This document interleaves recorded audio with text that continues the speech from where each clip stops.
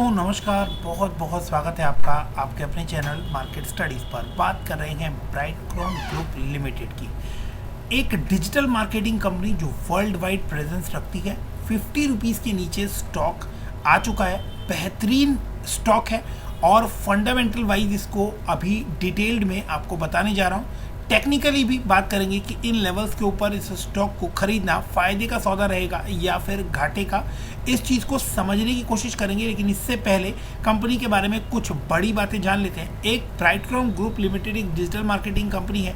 इसके साथ साथ ही Apple, Microsoft, Google, Nike, Reebok जितनी भी बड़ी ब्रांड है उनके लिए डिजिटल मार्केटिंग कंपनी के तौर पर काम करने वाली कंपनी है और तमाम बड़े ब्रांड्स के पीछे उनकी एडवर्टाइजिंग कंपनी के तौर पर जुड़ी हुई कंपनी है ब्राइटक्रोम ग्रुप लिमिटेड। तकरीबन 8,000 करोड़ की मार्केट कैप है। पी रेशियो 8.96 का है जो कि काफ़ी अट्रैक्टिव लगता है और इसके साथ साथ ही 52 वीक हाई इसने 123 के आसपास बनाया है। डिविडेंड पे करती है 0.074% का डिविडेंड यील्ड यहाँ देखने को मिल रहा है और इस कंपनी के इन लेवल्स पर क्या पोजीशन बनती है इससे पहले फंडामेंटल्स को समझने की कोशिश करते हैं। तो 21.3% का आरओई रिटर्न यानी रिटर्न ऑन इक्विटी देखने को मिलता है जो कि बहुत ही शानदार है और आरओसी 30% के आसपास है, 29.4। इंडस्ट्री का पी 27.2 है और स्टॉक 8.90 के पी पर इस समय काम करता हुआ नजर आ रहा है। काफ़ी अफोर्डेबल हो चुका है। प्राइस टू बुक वैल्यू की बात करें तो 1.54 का प्राइस टू बुक वैल्यू आ गया है, यानी कंप्लीटली अफोर्डेबल प्राइस के ऊपर ये बेहतरीन स्टॉक आपको इस समय मिल सकता है। अब इस कंपनी के ऊपर डेट नहीं है, ये इसका सबसे बड़ा प्लस पॉइंट है। जो रिजल्ट है उसके बारे में बात करें उससे पहले चार्ट पर आप देख सकते हैं फिलहाल 50 डीएमए और 200 डीएमए के नीचे काम कर रहा है। एक इम्पॉर्टेंट कंसर्न जो है वो ये है कि प्रमोटर की होल्डिंग कम है, लेकिन यहाँ एक बड़ी शॉकिंग न्यूज़ इससे जुड़ी हुई आप लोगों के साथ शेयर करने वाला हूँ। तो वीडियो में बने रहिए और वीडियो को विदाउट स्किप किए देखने की कोशिश कीजिएगा। यहाँ मार्च क्वार्टर का रिजल्ट जब आया तो आपको मार्च क्वार्टर के रिजल्ट ने बहुत चौंकाया। क्यों? क्योंकि लगातार रेवेन्यू और ऑपरेटिंग प्रॉफिट्स आपको बढ़ते हुए नजर आ रहे थे। ऑपरेटिंग मार्जिन्स अभी भी आपको बढ़ते 31% के आ रहे हैं, लेकिन रेवेन्यू ड्रास्टिकली डाउन है।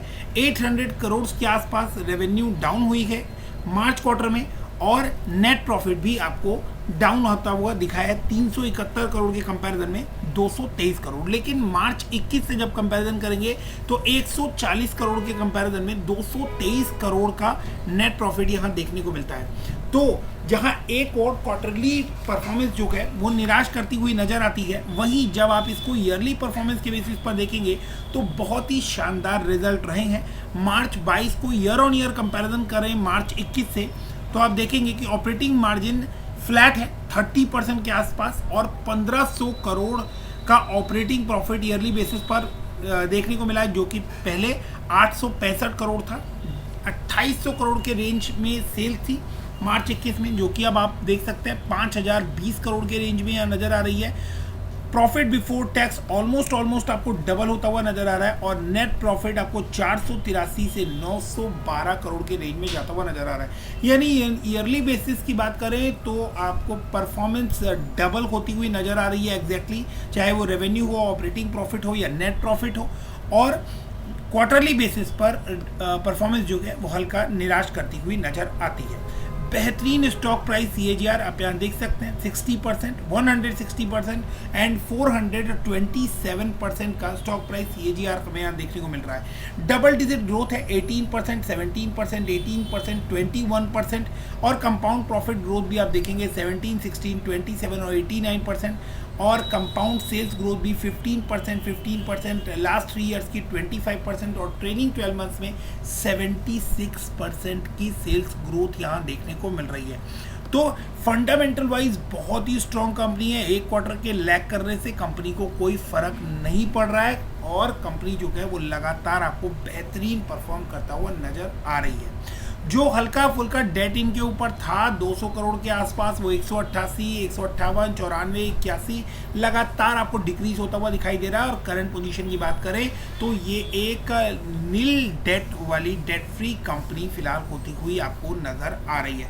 तो ये बेहतरीन बैलेंस शीट भी कैरी कर रहे हैं, लेकिन यहाँ एक कंसर्न है, और वो कंसर्न है कि शेयर कैपिटल आपको 404 करोड़ का जाता हुआ यहाँ पर दिखाई दे रहा है, जो कि एक छोटी कंपनी के हिसाब से कंसर्न है। हालांकि रिजर्व जो है वो कंपनी लगातार बढ़ाती हुई नजर आ रही है, और डेट जो है वो बिल्कुल खत्म हो गया, तो ये बहुत बड़े प्लस पॉइंट है।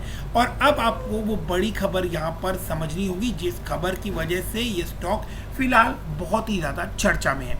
वो बड़ी खबर है कि जहाँ एक तरफ एफआईआईज आपको लगातार सभी सेक्टर्स में तगड़ी बिकवाली करते हुए नजर आ रहे हैं, और मार्केट की इतनी बुरी कंडीशन के पीछे जो बड़ा रीज़न निकल कर आ रहा है, सभी रीजंस को समाप्त कर लें तो जो सबसे बड़ा रीज़न निकल कर आ रहा है वो है एफआईआईज की बिकवाली। और यहाँ आप देखेंगे कि मार्च 22 में एफआईआईज ने इसमें अपनी होल्डिंग 1.87 से बढ़ाकर सीधे 12.15% कर लिया, जो कि अभी तक की सबसे ज़्यादा होल्डिंग है।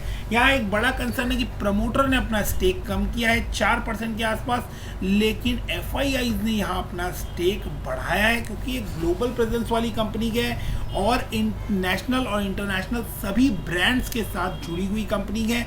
तो ऐसे में एफआईआईज को इसके भविष्य जो है वो बहुत फ्यूचर ग्रोथ बहुत ज़्यादा नज़र आ रही है, इसलिए एफआईआईज ने बड़ा दाव खेला है 12.15% का। लेकिन सिर्फ एफआईआईज की खरीदारी की वजह से आप इस स्टॉक को ना खरीदें, सबसे पहले लेवल समझने की कोशिश करें, अपने एनालिसिस भी साथ में कंप्लीट करें। अगर आपको भी लगता है कि इस स्टॉक के अंदर कोई दम दिखाई देता है तो ही आप इसके अंदर ग्रेजुअली निवेश कर सकते हैं। हालांकि पब्लिक के पास से स्टेक कम हुआ है 75% से 69%, तो एक स्टेबिलिटी शायद आपको लौटती हुई नजर आए, और अब शायद पैनिक सेलिंग भी आपको इसके अंदर रुकती हुई नजर आने वाली है।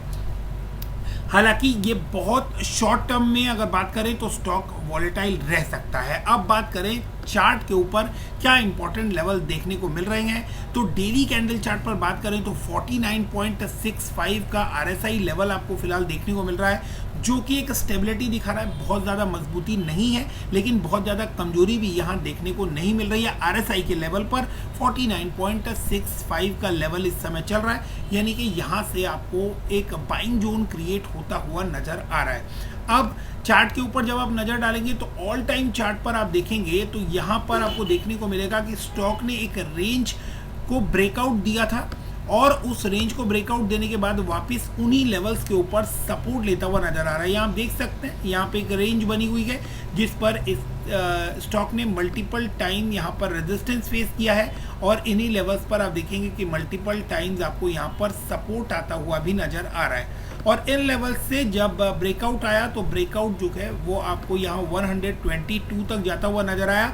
फिलहाल स्टॉक में बड़ी गिरावट, और इसी लाइन के ऊपर आपको स्टॉक जो है इसके आसपास आता हुआ दिखाई दे रहा है।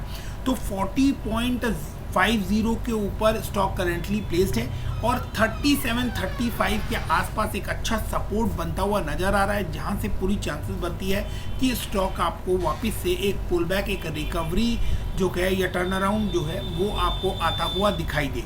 अब बात करें कि इस स्टॉक में अगर हम यहाँ मंथली कैंडल चार्ट के बजाय डेली कैंडल चार्ट पर इस स्टॉक को देखें तो क्या मोमेंटम बनता है, तो यहाँ आप देख पाएंगे कि स्टॉक जो है वो किस तरह के मोमेंटम में आपको नज़र आ रहा है। और यहाँ पर आपको इस लाइन के ऊपर ऑलरेडी एक बार सपोर्ट ले चुका है, फिर से आप यहाँ पर देख रहे हैं कि एक सपोर्ट लिया है, और लॉन्ग टर्म में देखेंगे तो इस रेंज के अंदर ये स्टॉक आपको फंसा हुआ नज़र आ रहा है। तो यहाँ एग्जैक्टली ये दो लाइंस हैं, यहाँ पर ऑलरेडी एक बार इसने सपोर्ट लिया है 37 के रेंज के आसपास, और वापस उसी रेंज के आसपास आपको स्टॉक आता हुआ दिखाई दे रहा है। एक इम्पॉर्टेंट सपोर्ट जोन था 52 के आसपास, जिसको ब्रेक करने के बाद स्टॉक में तेज़ गिरावट आई है और फिलहाल 40 के लेवल तक आ गया है। तो यहाँ से आपको 10% के आसपास, यानी 4 रुपये भी अगर यहाँ से आपको स्टॉक गिरता हुआ नज़र आता है तो 10% के आसपास फर्दर आपको गिरावट इसके अंदर देखने को मिल सकती है। 5 से 10% की गिरावट के बाद स्टॉक जो है वो इन लेवल से अच्छी रिकवरी लेता हुआ नज़र आ सकता है।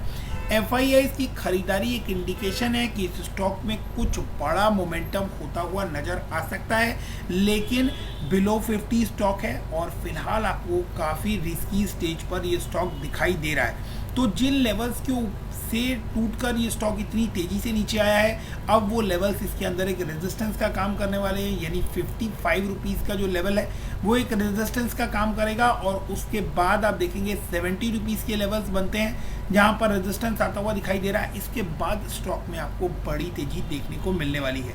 अगर स्टॉक किसी पोजीशन पर यहाँ से ब्रेक डाउन होता हुआ नजर आता है, यानी 35 रुपीज़ के लेवल्स को ब्रेक करता है, तो फिर आपको स्टॉक जो है वो 25 के रेंज में आता हुआ भी दिखाई दे सकता है। बड़ी गिरावट भी आपको यहाँ देखने को मिल सकती है। 24-25 रुपीज़ के लेवल तक फिर स्टॉक आपको रिट्रेस होता हुआ दिखाई दे सकता है, क्योंकि उसके बाद आपको अल्टीमेट सपोर्ट जो है वो अराउंड 24-25 और उसके बाद 16-17 रुपीज़ तक के लेवल्स पर देखने को मिल सकता है। तो अगर आपको इस स्टॉक को रिस्क फ्री बनाना है तो आप एक काम कर सकते हैं कि अगर आपने पहले से इस स्टॉक को होल्ड नहीं किया हुआ और आप फ्रेश बाइंग करना चाहते हैं तो यहाँ पर आप स्टॉक को बाई कर सकते हैं और इसके बाद 5% नीचे आप चाहें तो एक स्टॉप लॉस लगा सकते हैं। अपने रिस्क एपेटाइट को जरूर चेक कीजिएगा बाइंग करने से पहले, और अगर आप इसके अंदर 5 से 10% का एक स्टॉप लॉस मेंटेन करते हैं तो ये स्टॉक आपको मिड टर्म में और लॉन्ग टर्म में बेहतरीन रिटर्न देकर जाने वाला है।